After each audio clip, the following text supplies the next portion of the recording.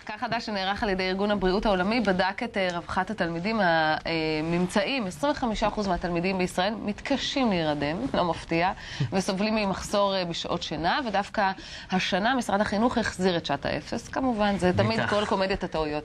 נמצאים איתנו דוקטור יוסי הראל פיש, ראש תוכנית המחקר בארץ. בוקר טוב לך. בוקר טוב. והמחנכת ליז דונסקי. שאני אהיה מאוד נחמד, כי היא מחנכת. יש לך את זה מהילדות? יש לי עדיין רתיעה, תמיד נראה לי כשאני עובר ליד הבית ספר שלי, שהמורים יגידו לו, לא, כמה שנים אתה לא מגיע? כי באמת, תמיד. לא, אני כבר יצאתי מזה. 40% מהתלמידים התלוננו על כאבי ראש, כאבי בטן, סוג של כאב לפחות פעם בשבוע, וגם הבנות מתלוננות יותר מהבנים, מסתבר.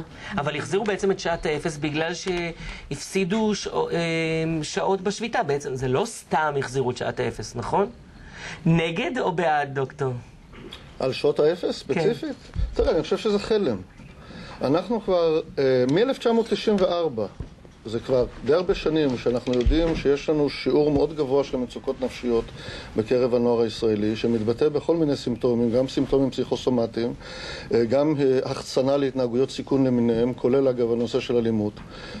יש קשר מאוד חזק בין למשל נדודי שינה ועייפות לבין מעורבות באלימות ובהתנהגויות סיכון. אלו הדברים שלו במחקר כמובן. כן, המחקר הזה הוא מחקר מתמשך. אנחנו כרגע מסתכלים על הנתונים החדשים ביותר, אבל המידע הזה יש לנו אותו כבר שנים, אנחנו גם דנים בזה במסדרונות משרד החינוך ובמקומות אחרים. הנושא של העייפות כבר עלה לשולחן לפני הרבה שנים, ואחת הסיבות שבאמת ביטלו את שעות האפס היה בכדי להתמודד עם הנושא הזה. כי עייפות או נדודי שינה יכולים להיגרם משני דברים. יכולים להיגרם באמת מחוסר שעות שינה, בילויים לתוך איך הילדים היום. בעיקר בגיל הנערות. בגילאים המבוגרים יותר יש הורים שכבר רגילים לשאול את הילד האם אתה חוזר מאוחר, אז הוא אומר לא אבא, אני חוזר מוקדם בבוקר. אז פה היה שינוי בדפוסי בילוי של בני הנוער המבוגרים יותר. אני הרבה יותר מוטרד מהילדים הקטנים. אבל בדקתם במחקר אם הילדים לא פחות עייפים בצהריים? כן, אבל ילד שיש לו נדודי שינה, קודם כל זה אינדיקציה שיש לו מצוקות נפשיות ומצוקות אחרות, אם זה חוויות שליליות בבית ספר, אם זה בעיות בנושא החברתי שלו, וכמובן ילדים שחשופים לדברים כמו בסדרות ובמקומות כאלה, שאגב חקרנו בכלל את כל הנושא של ההשפעה של האינתיפאדה. רק שנייה, אפרופו שעות אפס, אנחנו דקה רק נראה איזה קטע שמרינה מצליח שליש מהחיים על הנושא הזה ונשוב לשוחח. אנחנו בעיצומו של ניסוי שבו אנחנו בודקים אם אפשר לשפר את הישגיהם של תלמידי התיכון באמצעות שינוי בהרגלי השינה. מתבגרים צריכים לישון הרבה, כמו ילדים, ובעיקר לקום מאוחר. שעת התחלת הלימודים מביאה את המתבגרים למצב של מחסור תמידי בשינה ולפגיעה ביכולת שלהם. בכיתה אחת התלמידים ממשיכים לקום כרגיל ב-6 ולהתחיל ללמוד ב-7:30. אלה המרמיתות. בכיתה אחרת, במשך שבוע התלמידים מתעוררים שעה מאוחר יותר ומתחילים ללמוד רק ב-8:30. אלה הצ'יטות. התלמידים שלנו מסיימים שבוע של השכמה מאוחרת. מיד המבחן המסכם. התוצאות ילמדו אותנו האם שעת שינה אחת משפרת את ההישגים. אין לנו את התוצאות.